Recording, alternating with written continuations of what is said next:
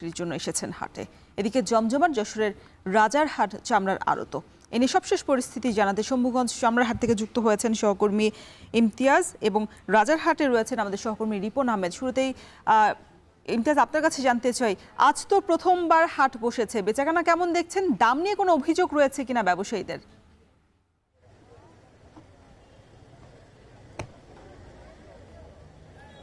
রওশন, আমরা বিগত কয়েক বছর যে এই ধরনের হাট দেখেছি, আমরা ময়মনসিংহের শম্ভুগঞ্জ এটা সবচেয়ে বড় জেলার হাট, এবং এখানে শুধু জেলা নয়, বিভাগের শেরপুর, জামালপুর, কিশোরগঞ্জ, নেত্রকোনা থেকে, টাঙ্গাইল থেকেও কিন্তু এখানে মৌসুমি যারা চামড়া ব্যবসায়ী তারা এখানে চামড়া বিক্রি করার জন্য খুব ভোর থেকে এসেছেন। আসার পরে কিন্তু দেখছেন যে বেচা কিনা একেবারেই ঢিলেঢালা।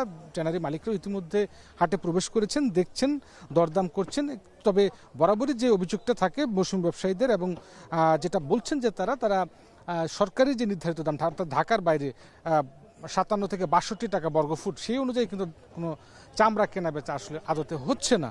ট্যানারি মালিকরা তারা বলছেন যে যারা ব্যবসায়ী রয়েছেন তারা বলছেন যে 30 টাকা ফুট সর্বোচ্চ তারা দাম দিয়ে কিনছেন এবং পর্তা করে কিনছেন। অর্থাৎ যারা মৌসুমি ব্যবসায়ী রয়েছেন তারা এবারও বেশ একটা লসের মুখে পড়তে যাচ্ছে বলে তারা আমাদেরকে জানিয়েছে। তারা বলছেন যে এই চামড়া কেনার পর তাদেরকে সেই চামড়া লবণজাত করা, যেহেতু লবণের দাম বৃদ্ধি পেয়েছে, এবং সেগুলো প্রক্রিয়াজাত করতে যে খরচ তার তুলনায় প্রতিটি চামড়াতে 1.5 থেকে 200 টাকা পর্যন্ত কম বলছেন ট্যানারি ব্যবসায়ীরা। এবং এই সময়টিতে যেহেতু আজকে প্রচণ্ড রোদ, বৈরী আবহাওয়া এখন পর্যন্ত নেই, সুতরাং এই সময়ের মধ্যে ইতিমধ্যেই কিন্তু অনেক চামড়া বেচা কেনা হওয়ার কথা, কিন্তু চামড়াটাও কিন্তু খুব একটা বেচা কেনা কিন্তু হচ্ছে না। এবং অনেক চামড়া কিন্তু আমরা দেখতে পাচ্ছি যে এখানে লবণজাত যে চামড়া সেগুলো সাজিয়ে রাখা হয়েছে থরে থরে, এবং মৌসুমি ব্যবসায়ী, ফড়িয়া সবাই কিন্তু এখানে এসেছেন।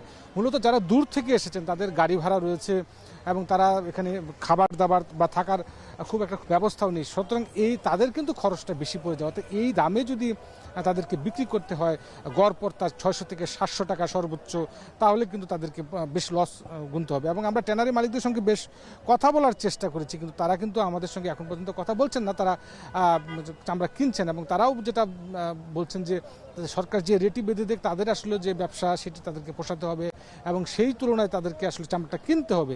এবং তারা আসলে উল্টো যারা ব্যবসায়ী রয়েছেন তাদেরকে দোষারোপ করছেন যে তারা আসলে চামড়া কেনার ক্ষেত্রে হয়তো তারা খুব একটা দাম পর্তা করে কিনতে পারে না, হয়তো তাই যার জন্য তারা এখানে আফসোস করছেন। কিন্তু এখানে মৌসুমি ব্যবসায়ী যারা স্থানীয় যারা বলছেন যে এই যে আমরা হাটটি দেখছি, হাটেও কিন্তু বেশ একটা অব্যবস্থাপনা রয়েছে। যেহেতু কোনো ছাউনি নেই, হঠাৎ যদি বৃষ্টি চলে আসে তাহলে কিন্তু এই হাটে চামড়াগুলো কিন্তু ভিজবে।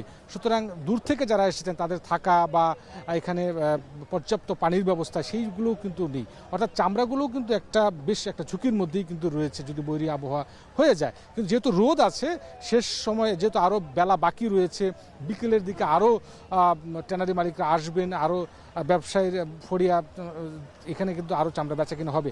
যারা ইজারাদার রয়েছেন, হাট ইজারা, যেহেতু সিটি কর্পোরেশনই হাটটি ইজারা দিয়েছেন, হাট ইজারাদাররা যেটা বলছেন যে প্রতিটি বড় গরুর যে ষাঁড় গরুর যে চামড়াগুলো রয়েছে সেগুলো 40 টাকা করে তারা জমা নিচ্ছেন, এবং যে খাসির চামড়া রয়েছে সেগুলো 5 থেকে 7 টাকা।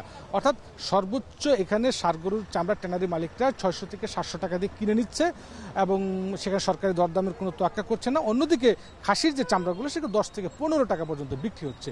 সব মিলে এবারও দেখা যাক, বেলা যেহেতু রয়েছে রসন, পরবর্তীতে আরও কি দেখা যায়, দাম কি আরও বাড়ে কিনা বা কি অবস্থা দাঁড়ায় সেটা জানানো যাবে। রসন, আমরা চামড়ার হাটের আরো খবর জানতে চাই। রিপন, আপনি তো যশোরের হাটে রয়েছেন, আপনার পেছনে অনেক চামড়া স্তূপ করতে দেখা যাচ্ছে। বেচাকেনা কেমন দেখছেন? আর ময়মনসিংহের যারা ব্যবসায়ীরা আছেন তারা শঙ্কা করছেন এবার বিশাল একটা লোকসানের।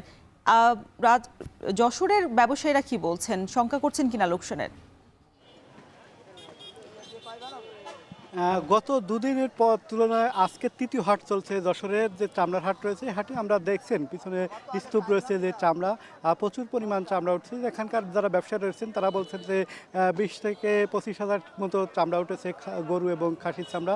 সব মিলে হাটে প্রায় 2 থেকে 3 কোটি টাকা লেনদেন হবে।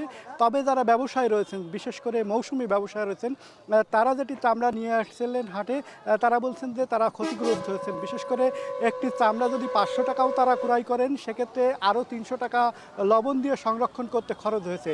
হাটে আনে সেই চামড়াটি কিন্তু তারা বিক্রি করছেন 300 থেকে 400 টাকা, অর্থাৎ তাদের যে ক্ষতি সেই ক্ষতি কিন্তু অপূরণীয় ক্ষতি হচ্ছে বলে তারা জানিয়েছেন। আর যারা এখানকার যারা ব্যবসায়ী রয়েছেন, আড়তদার রয়েছেন, তারা যেটি বলছেন যে সরকার যে নির্ধারিত দাম রয়েছে অর্থাৎ বর্গফুট আকারে চামড়া বিক্রি কিনি ঢাকার বাইরে 57 টাকা থেকে 62 টাকা পর্যন্ত যে চামড়া সেটি বিক্রি কথা থাকলেও তারা কিন্তু প্রতি পিস হিসেবে চামড়া কিনছেন। তারা বলছেন যে 100 টাকা থেকে শুরু করে 1100 টাকা পর্যন্ত গরুর চামড়া কিনছেন। যদি বর্গফুট আকারে হিসাব করা হয় সেক্ষেত্রে একটি ছোট আকারের চামড়ার দামও 1500 টাকার উপরে কিন্তু হয়।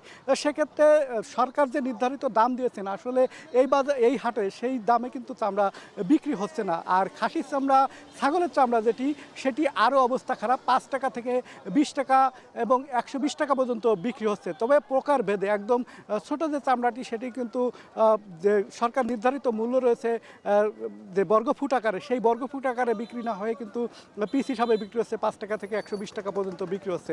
সব মিলে চামড়ার স্তূপ দেখছেন, চামড়া বিক্রি কিনে কিন্তু কম হয়েছে। যারা হাটে নিয়ে এসেছিলেন চামড়া অনেকে বসে রয়েছেন, এখনও পর্যন্ত চামড়া বিক্রি করতে পারেননি। আর যারা বিক্রি করেছেন তারা কিন্তু চামড়া অনেকে নিয়ে গেছেন। সব মিলে চামড়ার বাজার সামনের দিকে কেমন হবে সেটির জন্য চেয়ে রয়েছেন।